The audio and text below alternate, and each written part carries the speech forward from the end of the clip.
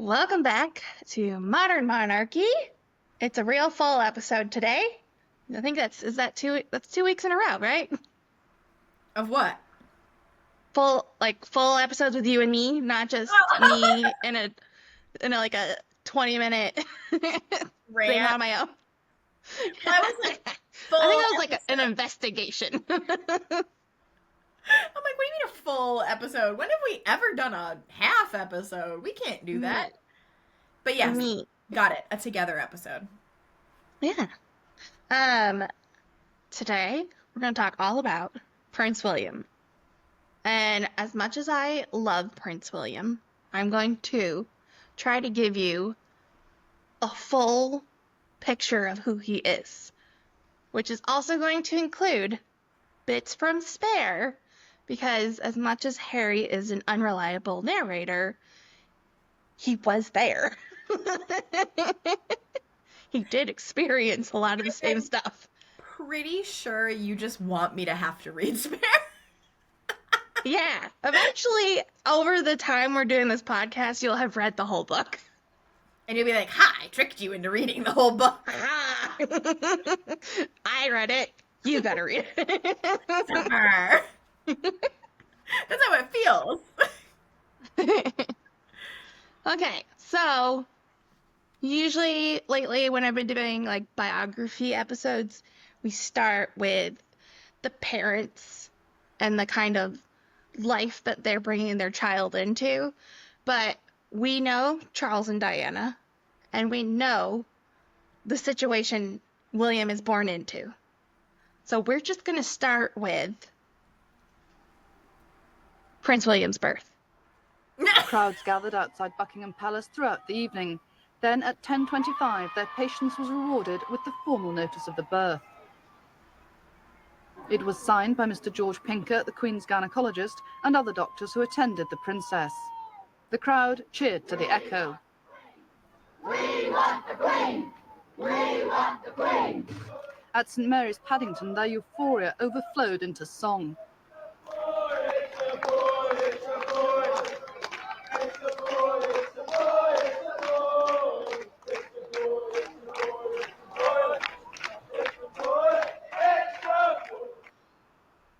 I just had to play that because it's like one of my favorite videos. I just like how excited everybody is. Over like a collective thing. Yeah. So, Prince William was born at 9:03 p.m. on June 21st, 1982, St. Mary's Hospital in London. Weighed 7 pounds, 1.5 ounces. I know you were wondering. It was. Fun fact, he is the first child born to a Prince and Princess of Wales since 1905. Does that How? make sense? How? Because you have to go all the way back to 1905 when King George V was Prince of Wales. Because after him, his firstborn son, the Prince of Wales, was Edward VIII, who was only king for a year before he abdicated, which means the next king was the second son, who is not the Prince of Wales. Also, King Edward VIII didn't have any kids. After King George VI, it's Queen Elizabeth. Even though she was the firstborn child, the Prince of Wales title cannot go to a girl. So he is the first Prince of Wales since King George V. That's crazy. Right? Which is also why I think it's mentioned before that the Princess of Wales title was so tied to Diana, because for like 70, 80 years there was no Princess of Wales. And so for most people she was the only one everybody knew. So they definitely weren't going to give that title to Camilla. Poor Camilla. Sort of. I have A more bit. empathy for her now. Like, after her episode, I'm like, dang. She's a horse girl. And I too would struggle with elevators after my Ugh. love diploma. Don't talk about the elevators. I want Camilla to watch this podcast. I think she would, and we would be sympathetic to her elevator conundrum. Yeah, you hear that, Camilla? We don't like elevators either. Especially if we got stuck in them for 7 hours. Exactly. So it's about a week later that we finally get the name announced. His name is Prince William Arthur Philip Louis. He's got 6 godparents. King Constantine II of Greece, who is related to him through Prince Philip. Princess Alexandra, the Honorable Mrs. Ogilvy, who is the Queen's first cousin. That absolutely sounds like somebody who would have been in the game Clue. Yeah. Yes. Natalia Grosvenor, the Duchess of Westminster. The Grosvenor family, unlike the Van Cutsons, they're like part of the peerage that is really close to the family. They're usually like friends with the family. Some of them work for the family. Lady Susan Hussey, who is, at the time, Queen Elizabeth's lady-in-waiting since like the 60s and a good friend of the Queen, which is interesting. And like in present day, there was an incident that we'll probably talk about in a different episode with Lady Susan Hussey a couple years ago, where we'll just say she did something that upset somebody. And then like the next day or the same day, Prince William told somebody in the news that he didn't condone what she did, like putting her down, without even like totally letting the situation breathe or anybody to think about what the situation was. And I particularly didn't like that he did that. And to know that that was his godmother, you're just like, dude,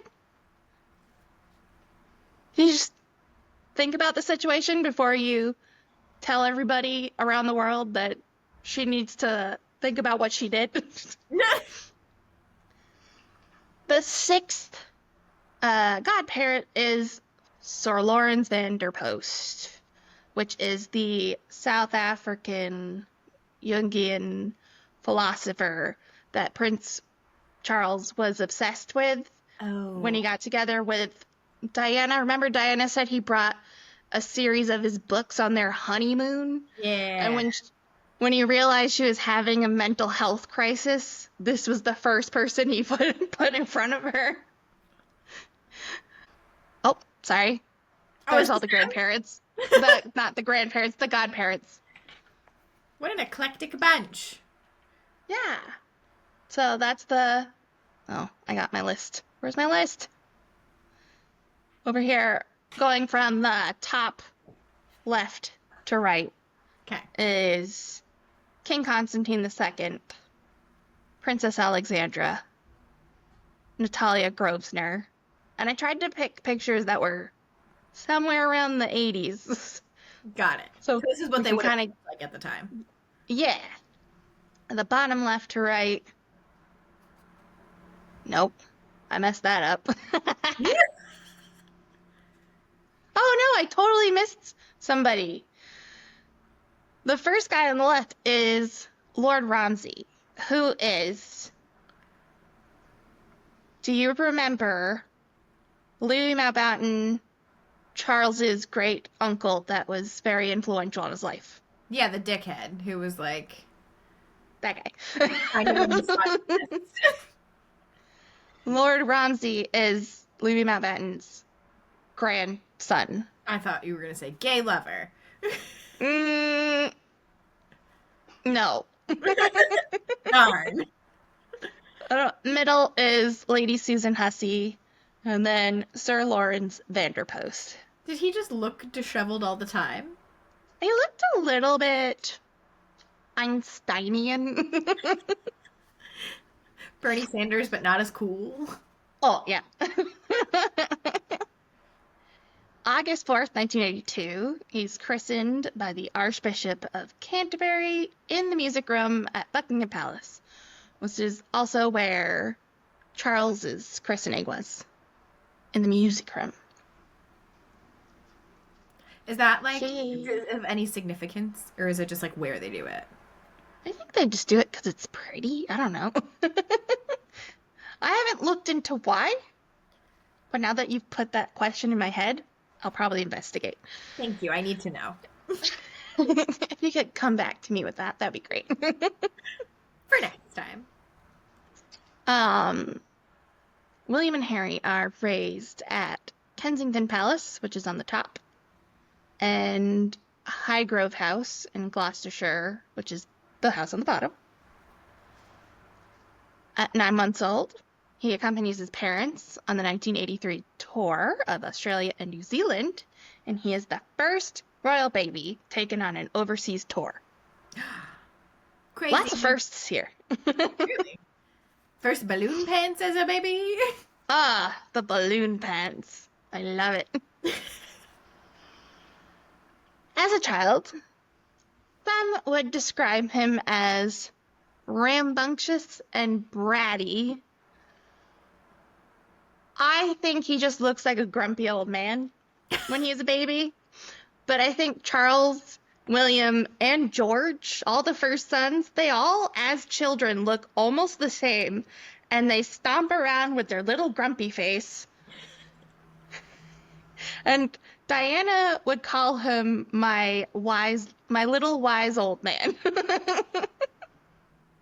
Apparently, when he later went into school, he just became like a more reflective and quiet person. Oh, so Which I he think was shunned for these qualities as a child in his home. No! Actually, he was allowed to be who he was. I just wanted to play a video. There was lots of, Oh, where's the volume? Why can't I get to the volume? No volume. Oh, there it is. It's right where the other button is. Oh, that's frustrating. So they they had there's some videos you can find online where they would literally just do this. They would have a bunch of press lined up somewhere so let they the could kid see. loose? Yeah. Yeah. You could just watch the children do stuff. See his little face? He's like, why are you here? You're like, you're here and you're not doing anything but looking at me. Like, what is happening? A literal zoo. Yeah. There's another one where it's William is like 4 and Harry's like 2 and they're in Kensington Palace and they're like climbing up on the piano bench and almost falling off and hitting their heads, and the whole time I'm just like, oh my god. And of course, William as the older brother is like bossing his little brother around. Fabulous. Yeah, I love that That, face. like, Look at that face. This is like a whole 7-minute video you can watch on YouTube. But Baby zoo? yeah, I like this is the beginning, and he's already like, I'm out of here. That's enough. This was weird. I think I'm done. I just love it. This grumpy little old man. Okay, but also, side note, you're very biased. You love him. I do, but I just love little grumpy babies. Like That's fair. it's not that they're grumpy, they just don't know what their face is doing. And they're trying to figure stuff out. And so they just look like they disapprove. But it's really just processing. Yeah. Like, I'm a sponge and I'm trying to absorb everything, but you guys make no sense. You know this is weird, right? Right? This is strange. So for like nursery school, he went to Mrs. Minor's nursery school in West London. Obviously, we get our first day of school pictures. Then we go to pre-prep school at Weatherby School. in 1987 with some smart little uniforms. Look at how happy he is. He doesn't even know. I like this picture also because this is very reminiscent, like, this is very representative, I think, of Harry and William's relationship, where Harry just wants to be around his big brother, like, all the time.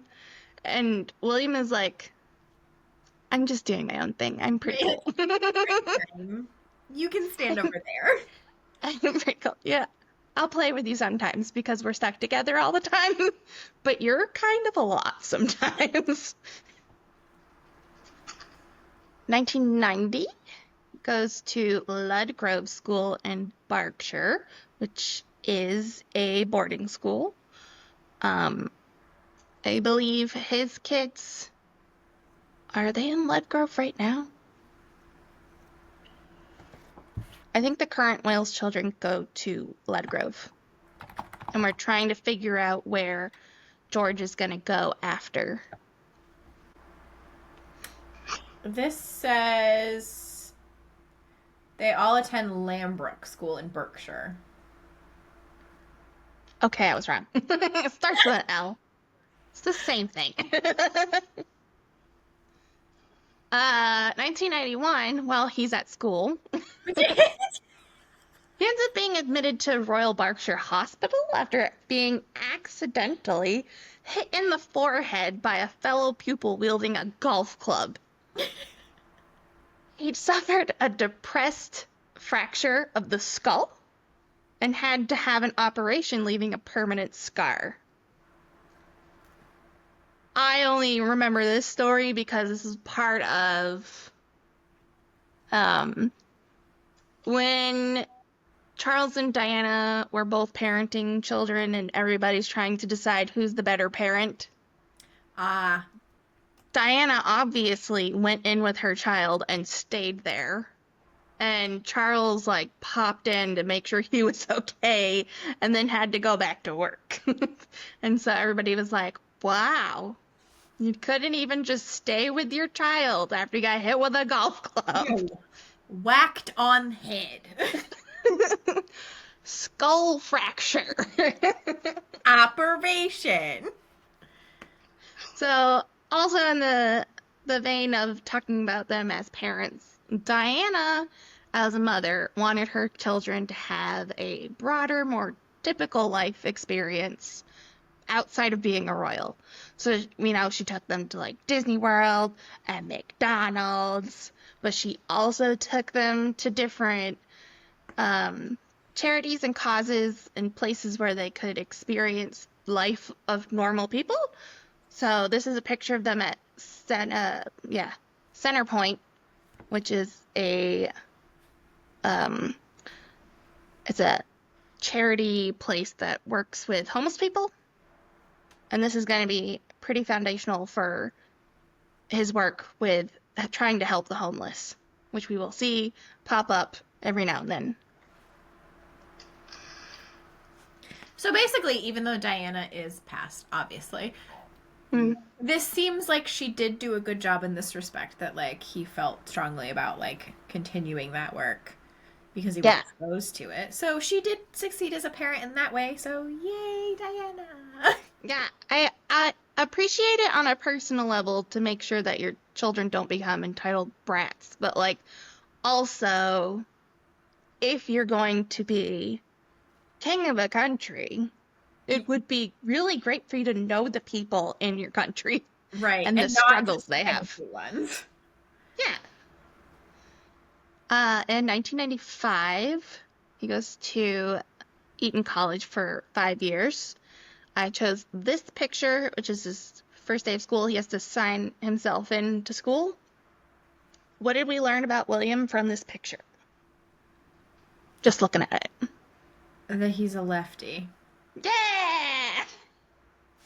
You got it. Bingo! Fun fact, he's a lefty. He will be house captain of games and a prefect while he's there. So he's doing the best he can, being a good guy, right? What's a prefect? I think it's like a head boy kind of deal. I haven't looked up the exact definition for prefect, but it's like, you're going to do it right now. So, like, hall monitor. Basically, A student leader in some schools. yeah. Okay. Cool. 1995, this is also the year that the royal family and the press agreed that William and all... Ow, I just hit my nose. Oh, my nose! That was a Brady Bunch reference. I don't know if you got that one. Nope. You just dated yourself a little bit. Anyways. Oh no, old. 1995. Yeah, so the press agree that royal children will just like, they'll have their first day pictures, and then the press leave them alone while they are in school. Not just as kids. If they go off to college, don't bother them at college. 1997. William's 15 when Diana dies. Womp womp. When it happens in Paris, he's staying at Balmoral Castle with their family on their little vacation up there. It happens in the middle of the night. Charles finds out in the middle of the night, but he doesn't tell the kids till the following morning. Princes also give their thoughts for the first time on the public displays of emotion which swept across the country during the week before Diana's funeral.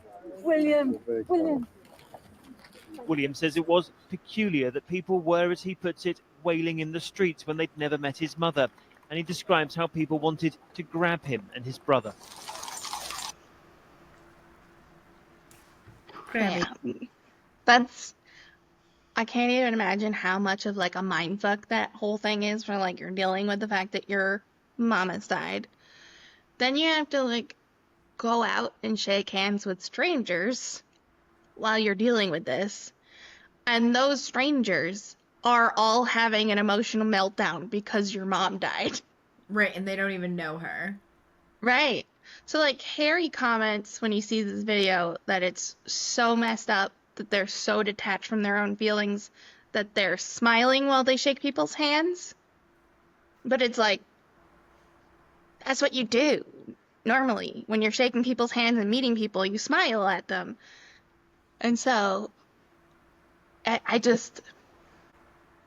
don't know how you could ask them to do that. Like, I understand asking them to walk in the funeral procession because later in life they're going to wish they were a part of it.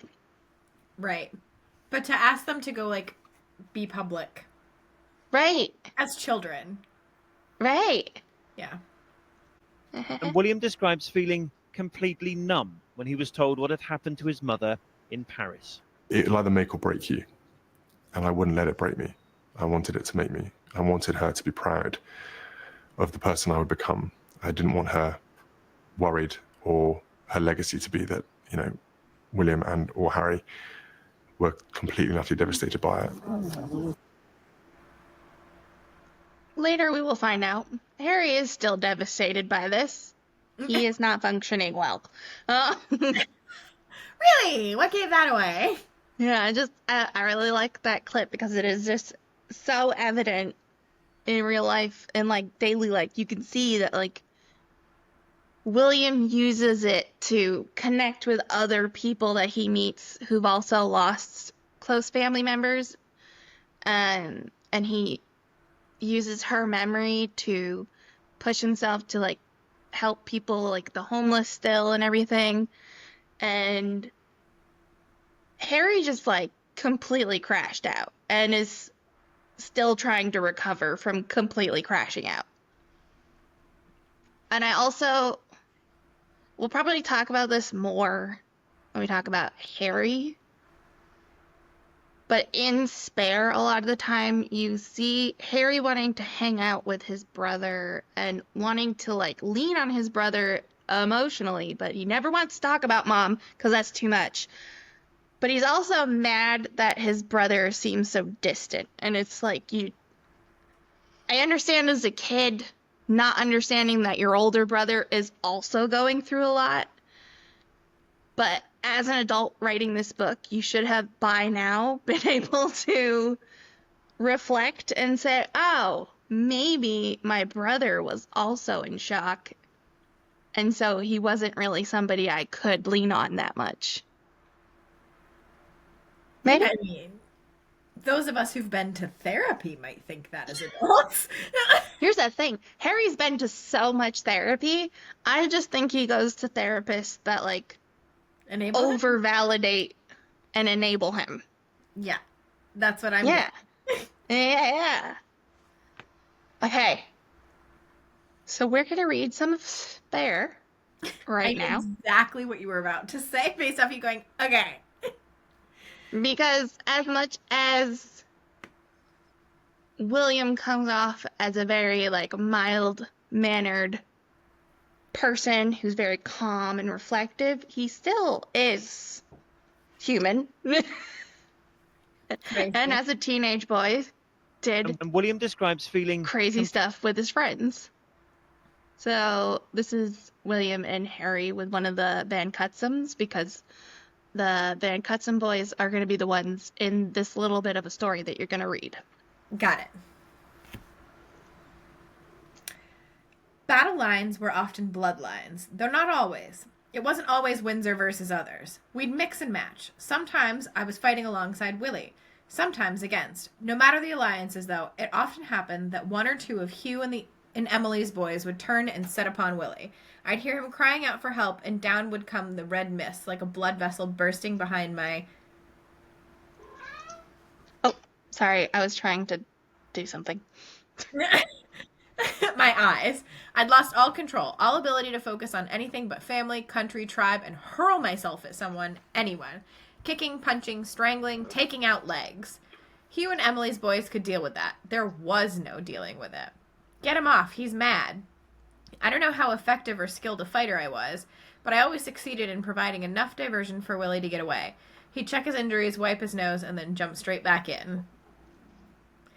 Our arms race accelerated, as they do. We began to use BB guns at close range. How was no one maimed? How did no one lose an eye? One day, all 6 of us were walking in the woods near their house, looking for squirrels and pigeons to cull. There was an old army Land Rover. Willie and the boys smiled. Harold, jump in, drive away, and we'll shoot you. With what? Shotgun. No thanks. We're loading. Either get in and drive or we shoot you right here. I jumped in, drove away. Moments later, bang, buckshot rattled off the back. I cackled and hit the accelerator. Somewhere on their estate was a construction site. Hugh and Emily were building a new house. This became the setting for possibly our fiercest battle. It was around dusk. One brother was in the shell of the new house taking heavy fire. When he retreated, we bombarded him with rockets. And then he was gone. Where's Nick? We shone a torch. No Nick. We marched forward, steadily, came upon a giant hole in the ground, almost like a square well, alongside the construction site. We peered over the edge and shone the torch down. Far below, lying on his back, Nick was moaning. Damn lucky to be alive, we all agreed. What a great opportunity, we said. We lit some firecrackers, big ones, and dropped them down into the pit. What? You basically tried to kill a kid? I don't know about you and your friends when you were growing up, but there were a lot of the times when you were hanging out with the boys, somebody almost dies. I mean, yeah, but like, I don't have stories where we were like, okay, first of all, we're going to shoot you with a shotgun while you drive away a Land Rover. Second of all, kid in a pit, let's throw fireworks at him. I mean, you just didn't have the resources. I guess that probably was the problem here, yes. If you had access to a shotgun and fireworks. And Land Rovers. Oh, God, yeah. What a wild interaction. Okay, this next story is going to take place in Balmoral. It is Harry's own experience, but it seems to be some sort of ritual that they used to do. I'm pretty sure this is something that William in the future is not going to do with his children. But I have a feeling that this might have been something that was also done with William. So go ahead. Okay. We stood, walked forward. When we reached the stag, I was relieved. Its eyes were already cloudy. The worry was always that you'd merely cause a flesh wound and send the poor animal dashing into the woods to suffer alone for hours. As its eyes turned more and more opaque, Sandy knelt before it, took his gleaning knife, and bled it from the neck and slit open the belly. He motioned for me to kneel. I knelt. I thought we were going to pray. Sandy snapped at me. Closer. I knelt closer, close enough to smell Sandy's armpits. He placed a hand gently behind my neck, and now I thought he was going to hug me, congratulate me. Attaboy. Instead, he pushed my head inside the carcass. I tried to pull away, but Sandy pushed me deeper. I was shocked by his insane strength and by the infernal smell. My breakfast jumped up from my stomach. Oh, please, do not let me vomit inside a stag carcass. After a minute, I couldn't smell anything because I couldn't breathe. My nose and mouth were full of blood, guts, and a deep, upsetting warmth. Well, I thought, so this is death, the ultimate blooding. Not what I'd imagined. I went limp. Bye, all. Sandy pulled me out. I filled my lungs with fresh morning air. I started to wipe my face, which was dripping, but Sandy grabbed my hand. Nay, lad, nay. What? Let it dry, lad, let it dry. Okay, first of all, who is Sandy? I don't know exactly his job, but clearly he works up at Balmoral and... Okay, and shoves children into dead animals? Yeah. Face first, into the guts? Harry called it the blooding. I don't know if that's just something that Harry made up, but... Clearly he was traumatized by it. I clearly feel like this definitely feels like something they've done before. You're right. And guessing, speculating, that it also happened to William. So this is something to keep in your mind, because definitely if this happened to me, it would be stuck in the back of my mind at all times. Yeah. So during their teenage/childhood, there were obviously times that the boys were fighting. Sometimes they did get along. When they were getting along, some of the times, was when they were at Highgrove House. Underneath Highgrove House is like a bomb shelter in the basement. But they also would just store a bunch of like gifts and stuff that the royal family would get, but they couldn't put anywhere, or they couldn't give it away or sell it because it was a gift. So they just kind of like shoved it in basements and whatnot. So Harry and William went down there and like moved some stuff around so they could like make a little club area. They could invite friends over and go downstairs and like drink and probably do drugs. And they called it Club H. And I just wanted to play a little video where when I watched this video years ago, wasn't quite sure what they were talking about until I read Spare. Now I know exactly what they're talking about. Do you have quite similar music tastes, the two of you, or are you quite different in taste of music? We're quite similar. I'd say his was pretty shocking, but mine was quite really? But apart from that, we tend to like pretty much the same music. Yeah. These two, he'd play this stuff, and I'm sitting there going, downstairs somewhere. It's just like houses up and down the country. Yeah. Turn that racket down. Yeah. And you've had... I can just imagine all of Highgrove. That clip just feels also, I don't want to say iconic, but like in this like, that doesn't happen today anymore. Like, it's just weird to see them like that, like all together and like. Oh, yeah. A little kind of chummy. Yeah. Like they maybe get along sometimes. Right. I thought you were going to say that it was very like quintessential, like early 2000s. Oh, in terms of like talk show, yes, 1,000%. Yeah. So after Eton College, William has a gap year before he goes to university. He goes on a trip to Belize to do preparation for survival exercises for a little while. For some of it, he is working on a dairy farm in the UK. For some of it, he is visiting countries in Africa. And then for how long was it? It doesn't say on my thing. For some of the time, he went to Chile with the Raleigh International People, which is a UK-based company that coordinates community and environmental projects in South America. So he taught children English, helped them build stuff and move things around, made porridge, which he then tasted on camera and said was the worst porridge he's ever had in his entire life. But he tried. And he had to clean the toilets. Everybody was like, this is crazy, watching the future king clean toilets. It's good. It's humbling. Yeah. September 2001, Prince William begins a 4-year degree. He starts with Master of the Arts degree course at St. Andrews University in Scotland. After 2 years, he decides to major in geography rather than art history. And then for his final dissertation, he would study the coral reefs of Rodriguez in the Indian Ocean. He also liked to play water polo.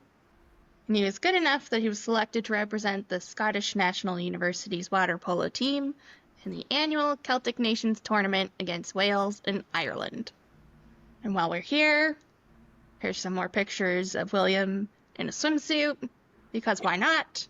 While we're here, take a tour, enjoy the scenery. For those of you who are listening to this and not watching, this is your sign to be watching.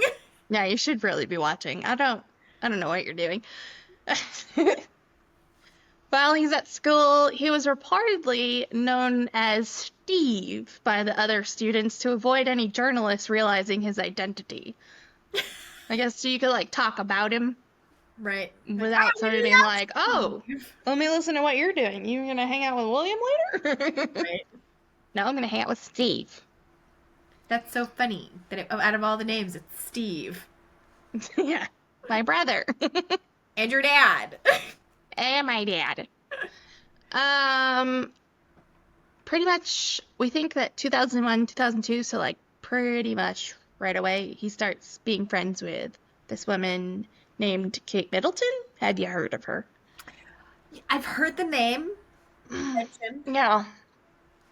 Eventually, they're gonna start dating. I don't know if something will come of it, but we'll see. This is cute, though. I guess I didn't realize they'd been together that long. Oh, yeah. It's been a while. 2002, his great-grandmother, I've never seen this picture of her before. I'm so happy I found it. I love it so much. She looks... Doesn't she kind of look like Grandma Fraser? I was about to say, she looks like Mimi, and she looks like a little, like, woodland witch fairy. Who's just like, trees! I love trees! Love it! She looks like a like a character from like if Mimi was in Mary Poppins. Yes. This is the vibe I'm getting. Yes. So she gifts William a cottage in the Balmoral area called Tom Nagar. I supposedly this is what it looks like. Sometimes when you're looking for these houses, these like royal houses, sometimes people take pictures of different houses and say that's the one that they live in. So I'm like 90% sure this is Tom Nagar. Otherwise, it's a house and somebody's trying to throw you off the set. Yeah. So I think she gave it to him when he started going to school in Scotland to be like, here's a place you can get away. She does give it to him though, like a few months before she dies. I think she was she 102? I Wow. think she was 102. Get it, girl. Yeah. Fall of 2002, he moves into a house, so he starts living off campus of St. Andrews with 3 of his college friends, one of them being Kate Middleton. He moved in with a girl. Hello.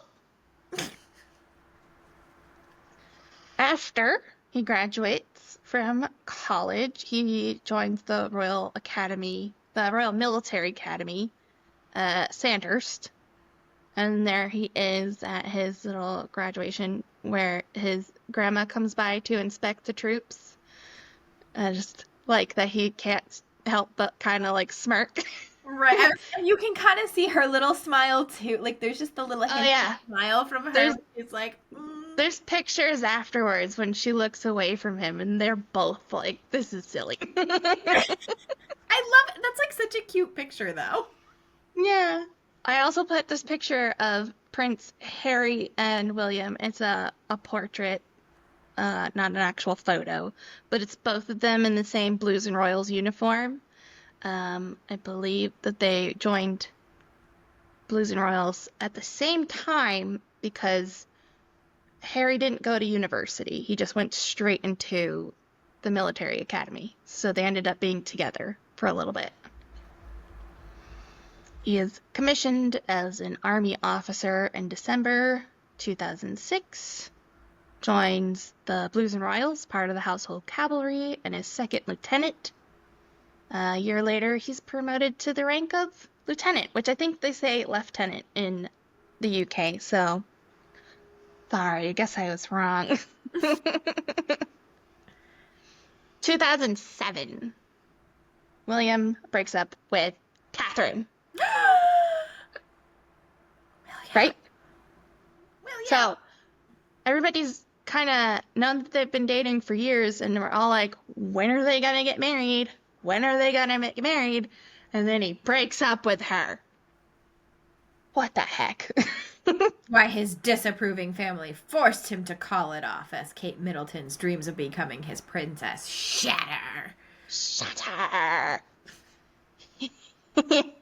He reportedly felt like he was too young to settle down. If you watch the engagement interview for these two, spoiler alert, they do get engaged. Yeah.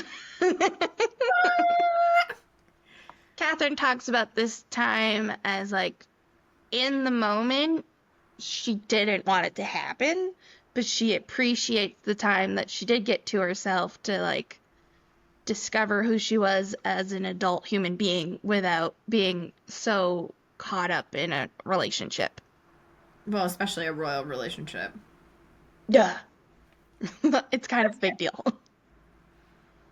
It is said that William went to this nightclub with his friends when he broke up with Catherine. It's a place called Mahiki.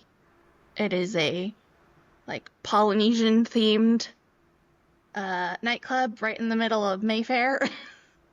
Yeah, it's really giving cultural appropriation. It was early 2000s. That was fine. It was fine. Fun fact. At one point, this place was managed by Jack Brooksbank, who is now married to Princess Eugenie. Ah. He went into this club. I've got a couple of pictures of this place. It's fantastic. It reminds me of what the hell is that, like the Tiki Room at Disney World? Yes, but also the what was that, like, jungle themed restaurant, the Rainforest Cafe? It's like the Tiki and the Rainforest Cafe had a baby, but it like wanted to have a nightclub. Yes. It's kind of blue room. I would hang out at this place. He reportedly went to the club with his friends and shouted out, "I'm free!" He slipped into a drunken version of the robot dance and told his friends that they should drink all the menu, which is more or less what they ended up doing. Sorry, there's a bunny outside of my backyard. He's real cute. Oh, bunny. Bunny. Oh, wait a minute. Did I just do 2 pictures that were the same? Rude. Oof. I thought I had a 4th picture. It's too late now. While they're broken up, rumors are that William was trying to hook up with this actress, socialite, model named Isabella Anstruther Goth Calthorpe. Was that all one name? It's hyphened. It's 3. Oh, okay. I was three, gonna say, three. I thought that was 1. I was like, It's 3. okay, that makes me feel better that it was 3 because I legitimately thought you were saying that was 1 last name, and I was like, where is that from? But now she has 1 last name, because don't worry about her. She's married to Sam Bronson, who is Sir Richard Bronson's son. Oh, like the Richard Bronson? Oh, yeah. Oh. So she's fine. Good for her. Shorten everything up. Catherine and her sister, Pippa, they are just seen out and about in skimpy little dresses, getting in and out of taxis, in and out of nightclubs, all over the place. The Tatler magazine dubbed them the Sizzler Sisters. They were out on the town. Was that They were around the showing... time- Huh? Was that around the time that it was like the Scissor Sisters? Was that the idea? I don't know. But they were hot and they were sizzling. So yeah, we're out on the town. We're showing William what he's missing via the tabloids. Love that. This breakup is gonna last, I don't even think it lasts a whole year. They end up getting back together in 2008. Another thing that happens in 2008 on St. George's Day, which is when we have the meeting of the most noble order of the Garter. Queen Elizabeth appoints Prince William to be a royal knight companion of the Order of the Garter, which means... Lovely plumage! Lovely plumage. So, we know that he went into the military, got some training, but I think the squad that he was in wasn't going to be going off to war or, like, doing anything he seemed to think was productive for, like, another year and a half. So he switched over, starts training as a search and rescue pilot in 2009. Around this time, he lives in Shropshire in like a farmhouse with Harry. September 2010, he joined the Air Force as a search and rescue pilot and goes on 156 search and rescue operations. How many? Huh? How many were successful? We don't have that. That's concerning. So yeah, he does that for 3 years. Also, at the same time, 2009, with Prince Harry, they start the Royal Foundation, which is like a big umbrella foundation under which their other charities can operate. So, like, they could do a bunch of fundraising stuff for the Royal Foundation, and then all that money can, like, pay for all the projects they want to do.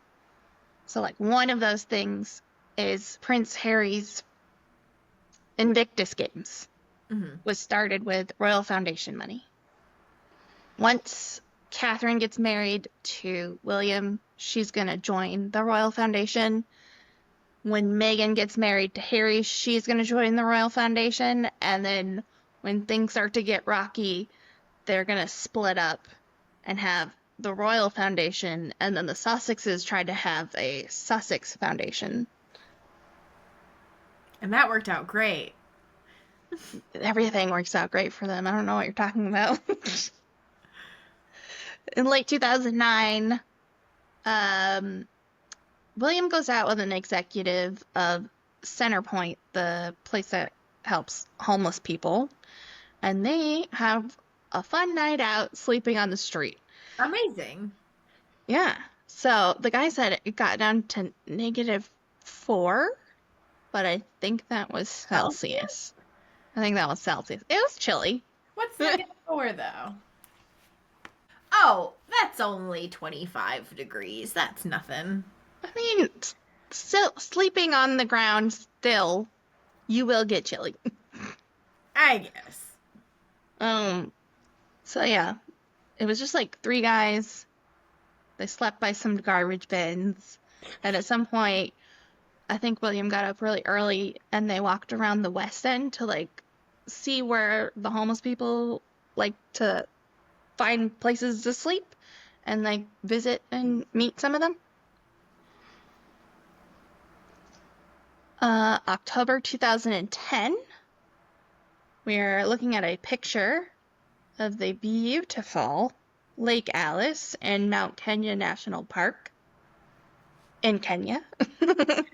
Crazy. It is a high altitude glacial lake, and this is where Prince William proposed to Kate Middleton.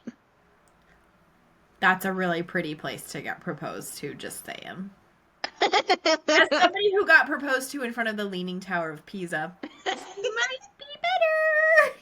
I mean, I like your proposal story, but then when you put it next to this one, it's nothing. Yeah, it's a little cheesy.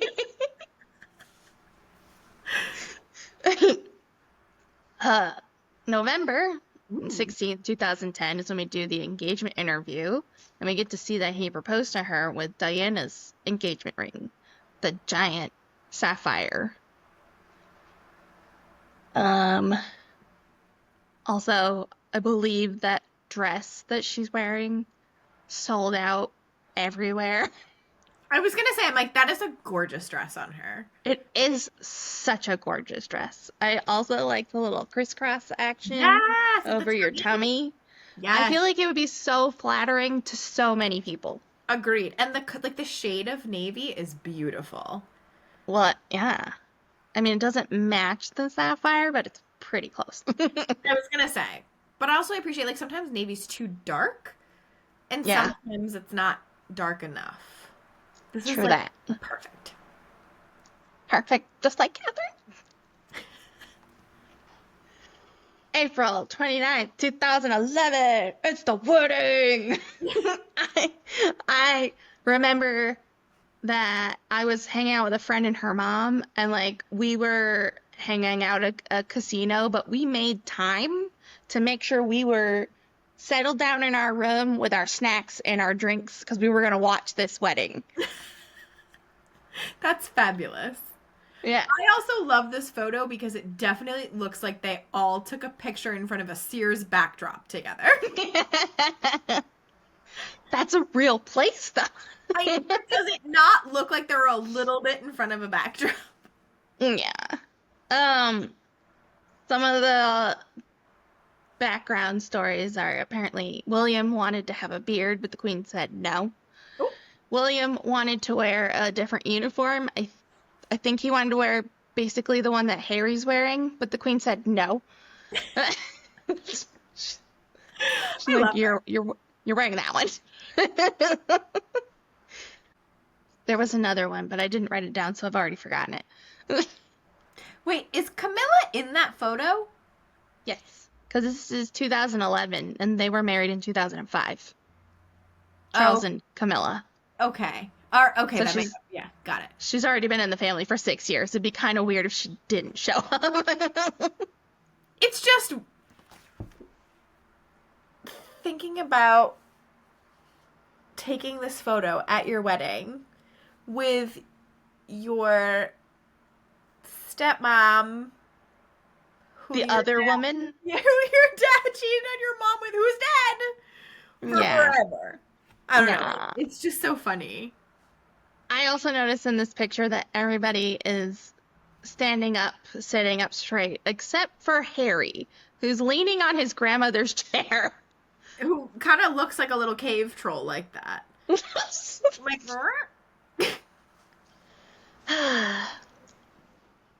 for his wedding, Queen Elizabeth gave him some more titles. Well, he didn't have any titles. He was just a prince. Just a prince. just. Queen Elizabeth gave him the titles of the Duke of Cambridge, the Earl of Strathern, and Baron Carrickfergus. I totally said that one correctly. Also, as a wedding gift, they were given Anmer Hall, which is on the next slide, which is the house that they stay at on the Sandringham estate. Got it. But after they get married, they will move officially into Nottingham Cottage, or Notcott, which is a little cottage building off of Kensington Palace. Like, it's still on the property. Another thing that I remember from this wedding is everybody would not shut up about Pippa's bum. She doesn't have a particularly large booty, but the way that her dress kind of like cups her bum when she walked, everybody was like, oh, that's a nice bum. So basically her sister upstaged her at her own wedding? Her sister's butt did. Wow. Get it, Pippa. 2012. Lovely plumage. Her Majesty appoints His Royal Highness to the Order of the Thistle up in Scotland, which means we get more plumage.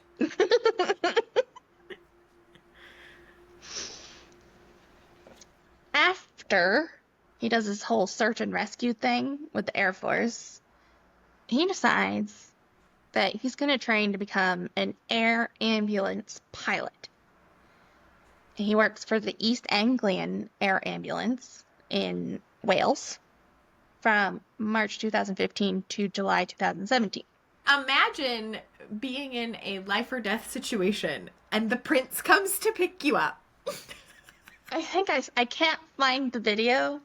I believe there was a lady who was like, I was like airlifted up to this helicopter, and when I get in there, I look to the front and it's Prince William. Like, imagine, like, you are actively dying, and you're like, oh, the prince is here! Hi! Can I get your Can you sign whatever? It's there in my arm. I still have one.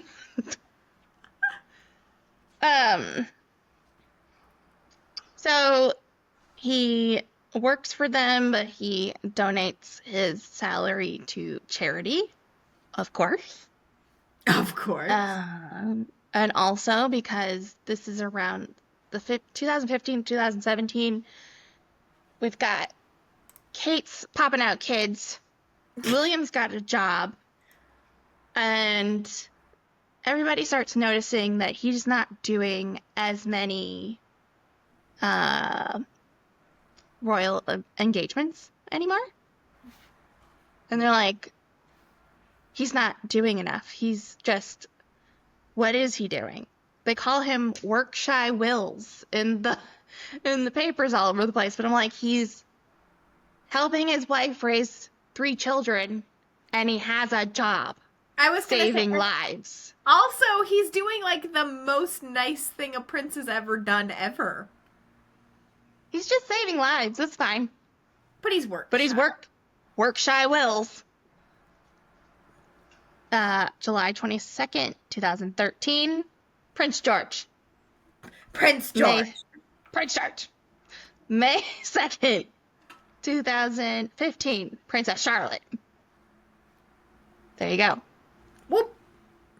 2016, the 3 members of the Royal Foundation start this big campaign for Heads Together, which is it's a big campaign to get everybody start talking about their mental health. There's even a video where the 3 of them sit at a picnic table, and I think this is one of the first times they actually start, William and Harry kind of start tiptoeing into talking about their mom's death and trying to work through it. Even though Harry's going to say in Spare that it wasn't until Meghan showed up, like, the next year that anybody actually tried to help him. Okay. Like, bro, we got pictures with the headband. I don't know what you're talking about. April 23rd, 2018, Prince Louis. There he is. Another baby. I don't know, that looks like a white lump. At this point, they've moved out of Nottingham College because it doesn't have enough space for 5 people. And they move into the A1 apartment in Kensington Palace, which I believe was Diana's apartment. I was going to say, I'm like, wasn't that Diana's? I think so. Okay. Around this time, Meghan's in the picture, married to Harry. We're going to read some more Spare. Yay. This is going to be a conversation that William tries to have with Harry when things start looking bad. Like, William's starting to notice that the staff that work with them are really unhappy, and he's noticing that maybe she's not always the nicest person, and he needs to talk to his brother. So start at the beginning of the chapter, 62. So start at Willie. Willie. I don't like that they call him Willie. He does it 392 times, according to Kindle. Oh, God. Okay. Willie asked for a meeting. He wanted to talk about everything, the whole rolling catastrophe. Just him and me, he said. As it happened, Meg was out of town, visiting girlfriends, so his timing was perfect. I invited him over. An hour later, he walks into Notcott, where he hadn't been since Meg first moved in. He looked piping hot. Ooh, the tea. Ooh, bet he was. Guys, can you tell that Jen loves William? I'm gonna go back to the polo pictures. It's funny because, like, this is something I do remember growing up. I do remember you being smitten with him. Did I tell you about the time that Grandma Fraser said that she thought my brother Stephen looks like Prince William a little bit? And I was like, no. And that must have been very bad for you. No. Maybe. Okay. It was early evening. I offered him a drink, asked about his family. Everyone good. He didn't ask about mine. He just went all in. Chips to the center of the table. Meg's difficult, he said. Oh, Just really? so you know. She's rude. She's abrasive. She's alienated half the staff. Woof. Not the first time he'd parroted the press narrative. That's what he took from this. You're right. That's what he took from this. Not that William can see this stuff with his own eyes. Dutch is difficult. All that bullshit. Rumors, lies from his team, tabloid rubbish, and I told him so. Again. Told him I expected better from my older brother. I was shocked to see that this actually pissed him off. Had he come here expecting something different? Did he think I'd agree that my bride was a monster? I told him to step back, take a breath, really ask himself, wasn't Meg his sister-in-law? Wouldn't this institution be toxic for any newcomer? Worst case scenario, if his sister-in-law was having trouble adjusting to a new office, a new family, a new country, a new culture, couldn't he see his way of clear-cutting her some slack? Couldn't you just be there for her, help her? He had no interest in debate. He'd come to lay down the law. He wanted me to agree that Meg was wrong and then agree to do something about it. Like what? Scold her? Fire her? Divorce her? I didn't know. But Willie didn't know either. He wasn't rational. Every time I tried to slow him down, point out the illogic of what he was saying, he got louder. We were soon talking over each other, both of us shouting. Among all the different riotous emotions coursing through my brother that afternoon, one really jumped out at me. He seemed aggrieved. He seemed put upon that I wasn't meekly obeying him, that I was being so impertinent as to deny him or defy him, to refute his knowledge, which came from his trusted aides. There was a script here, and I had the audacity not to be following it. He was in full air mode, capital H, and couldn't fathom why I wasn't dutifully playing the role of the spare. Capital S. I was sitting on the sofa. He was standing over me. I remember saying, "You need to hear me out, Willie." He wouldn't. He simply would not listen. To be fair, he felt the same about me. He called me names, all kinds of names. He said I refused to take responsibility for what was happening. He said I didn't care about my office and the people who worked for me. "Willie, give me one example of," he cut me off, said he was trying to help me. "Are you serious? Help me." Sorry, is that what you call this? Helping me? For some reason, that really set him off. He stepped towards me, swearing. To that point, I'd been feeling uncomfortable, but now I felt a bit scared. I stood, brushed past him, went out to the kitchen, to the sink. He was right on my heels, berating me, shouting. I poured a glass of water for myself and one for him as well. I handed it to him. I don't think he took a sip. "Willie, I can't speak to you when you're like this." He set down the water, called me another name, then came at me.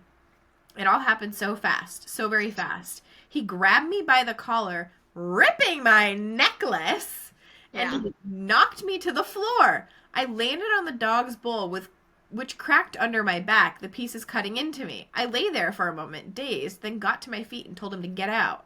"Come on, hit me. You'll feel better if you hit me." "Do what?" "Come on, we always used to fight. You'll feel better if you hit me." "No, only if you'll feel better if I hit you. Please, just leave. Or only you'll feel better if I hit you. Please, just leave." He left the kitchen, but he didn't leave not caught. He was in the sitting room. I could tell. I stayed in the kitchen. 2 minutes passed. 2 long minutes. He came back looking regretful and apologized. He walked to the front door. This time I followed. Before leaving it, he turned and called back, "You don't need to tell Meg about this." "You mean that you attacked me?" "I didn't." Harold. "Fine, I won't tell her." "Good. Thank you." He left. I looked at the phone. A promise is a promise, I told myself. So I can't tell my wife, much as I wanted to.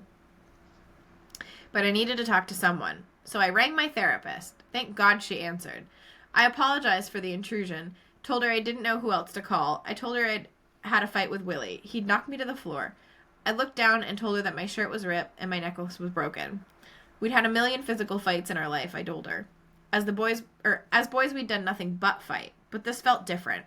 The therapist told me to take deep breaths. She asked me to describe the scene several times. Each time I did it, it seemed more like a bad dream, and it made me a bit calmer. I told her, "I'm proud of myself." "Proud, Harry? Why's that?" I didn't hit him back. I stayed true to my word. I didn't tell Meg. But not long after she returned from her trip, she saw me coming out of the shower and gasped. "Has?" She called him Has? Yeah. It's a British slang for his Harry name. Oh. I always find it really cringy when she does it because she's American and we wouldn't do that. Yeah, I was going to say it feels wrong. Has, what are those scrapes and bruises on your back? I couldn't lie to her. She wasn't that surprised, and she wasn't at all angry. She was terribly sad. So, that's why earlier in the story I had to tell you about the boys hanging out with other boys and how they got really physically Into physical. So when you read this, it's not a shock. No. Also, he's trying so hard to get through to his brother, who is clearly just lost and refuses to hear anything that doesn't come out of Megan's mouth. And while on the one hand, I don't usually approve of any sort of physical coercion into getting somebody to listen to you, this next section, which is the last part I'll have you read from Spare, does really pull at my heartstrings. So I'll read the highlighted bits. Okay. What's the point, I thought. Pa and Willie weren't hearing me, and I wasn't hearing them. They'd never had a satisfactory explanation for their actions or inactions, and they never would, because there was no explanation. I started to say goodbye, good luck, take care, but Willie was really steaming, shouting that if things were as bad as I made out, then it was my fault for never asking for help. You never came to us. You never came to me. Since boyhood, that had been Willie's position on everything. I must come to him.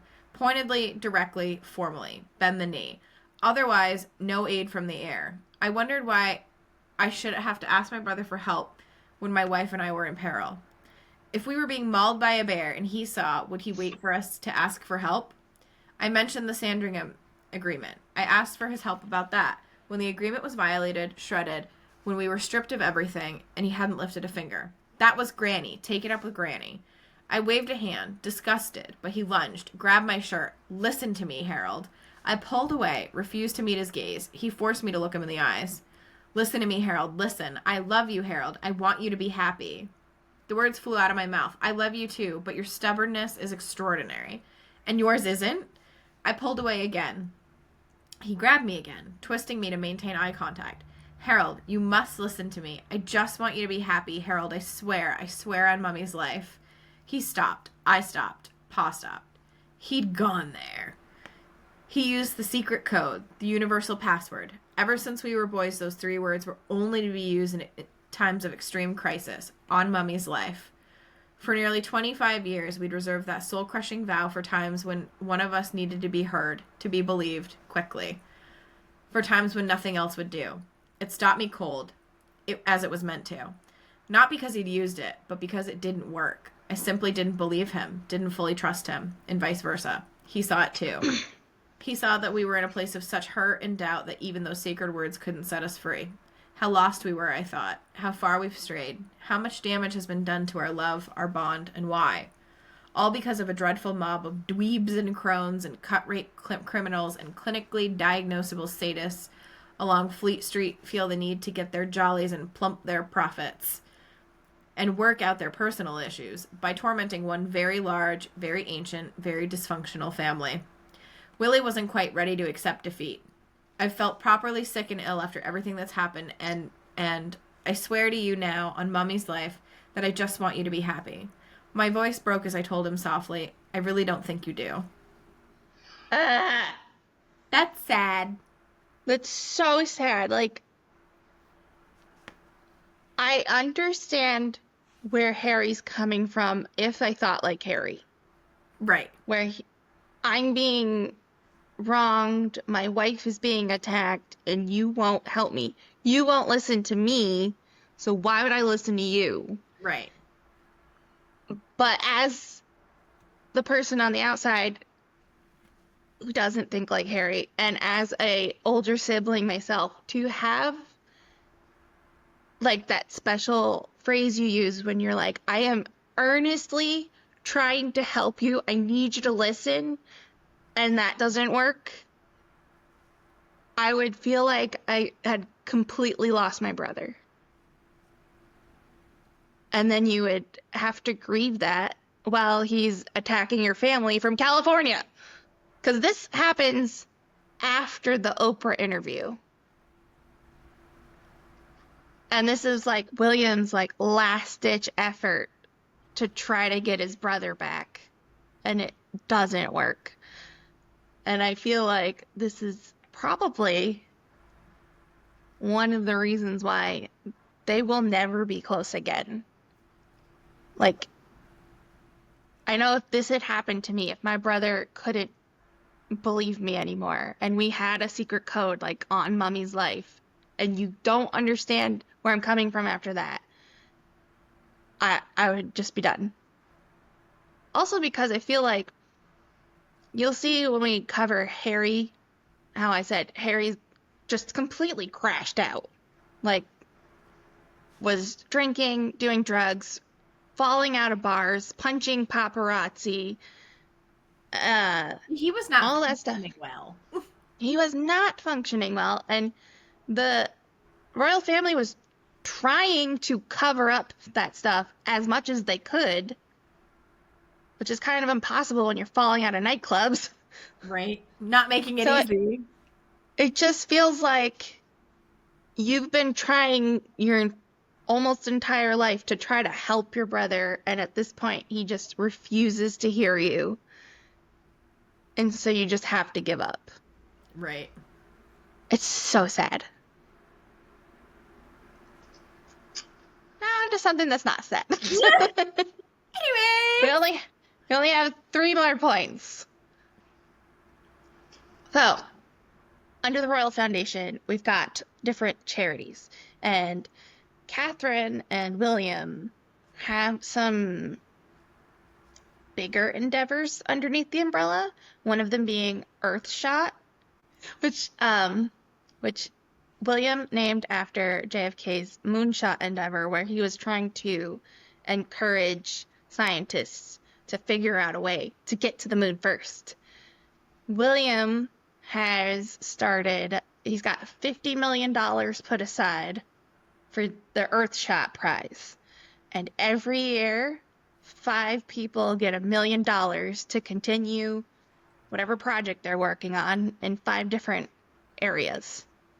The restoration and protection of nature, air cleanliness, ocean revival, waste-free living, and climate action.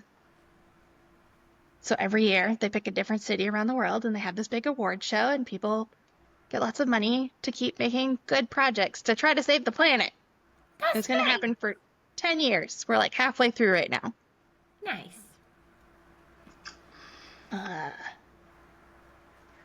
August 2022.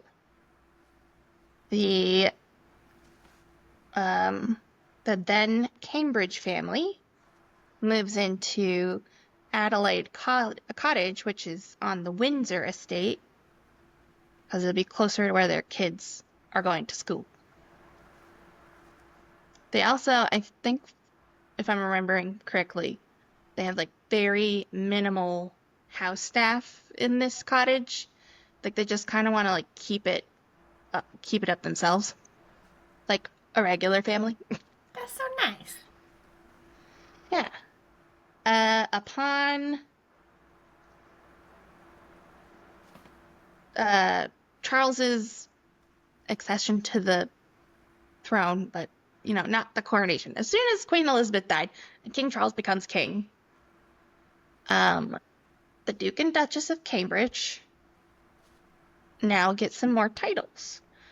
And I remember actively watching over like a couple of days, their account names went from the Duke and Duchess of Cambridge to the Duke and Duchess of Cornwall and Cambridge.